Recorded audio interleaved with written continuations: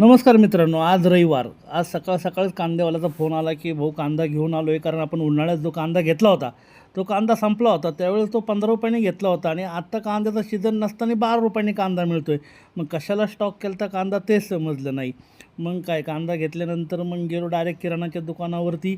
तिथं चिठ्ठी आधीच पाठवून ठेवली होती, त्यामुळं त्यांना सगळं सविस्तर सांगितलं आणि पटापट मटेरियल पोच करायला सांगितलं हॉटेलवरती. मग गेलो चिकनवाल्याकडं सगळं मटेरियल, त्याच्यामध्ये मटण, चिकन, लॉलीपॉप, तंदूर, बरंच काय काय होतं. पण काय, हॉटेलवर आलो तो एवढा जोरात पाऊस होता की आत्तापर्यंत पावसाळ्यात कधी पाऊस नव्हता, एवढा मोठ्या प्रमाणात पाऊस आमच्याकडे चालू होता.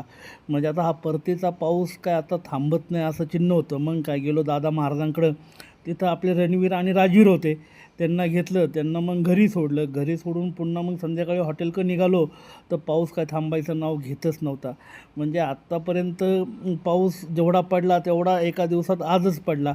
रात्र झाली, रात्रीही भयंकर पाऊस होता, त्यामुळे फॅमिली काय बाहेर पडली नाही जास्त.